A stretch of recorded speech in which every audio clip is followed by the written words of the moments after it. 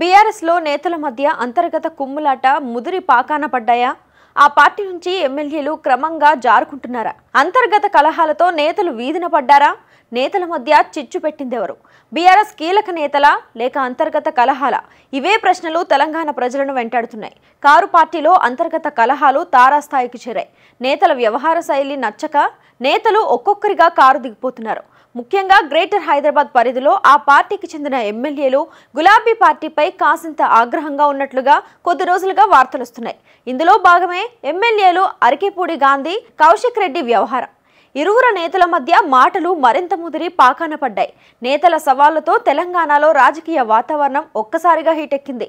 మీ ఇంటికి వస్తానని ఒకరంటే నేనే మీ ఇంటికి వస్తానంటూ ఒకరిపై ఒకరు ఛాలెంజ్ విసిరారు. తాజా పరిస్థితులను గమనించిన పోలీసులు ఉదయం నుంచే కౌశిక్ రెడ్డి ఇంటి వద్ద భారీగా పోలీసులు మోహరించారు. ఆయనను హౌస్ అరెస్ట్ చేశారు. దీంతో మీడియాతో మాట్లాడిన ఇరువురు నేతలు వ్యక్తిగత అంశాలను బయటపెట్టుకున్నారు. ఎవరు బ్రోకరో ప్రజలందరికీ తెలుసంటూ ఇరువురు నేతల మధ్య మాటల రచ్చ సాగింది.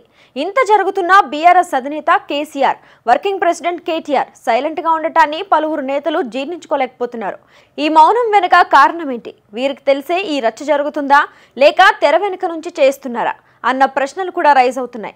నార్మల్గా అయితే ఆ తరహా రచ్చ ప్రాంతీయ పార్టీలో పెద్దగా ఉండనన్నది కొందరు నేతల మాట. ఈ విధంగా ఏ పార్టీలోనూ చూడలేదని అంటున్నారు. ఇక బహుశా గులాబీ కీలక నేతల వ్యవహార శైలి దేనికి కారణమన్న వాదనలు కూడా లేకపోలేదు. ఇన్నాళ్ళు గుట్టుగా వ్యవహరించిన కారు పార్టీ పరువు పోతున్నా ఎందుకు నిశ్శబ్దంగా ఉన్నారు? బీఆర్ఎస్ లో ఇలాంటి కలహాలు వీరితో ఆగుతాయా, ఇంకా కంటిన్యూ అవుతుందా అనే సందేహాలు కూడా తలెత్తుతున్నాయి.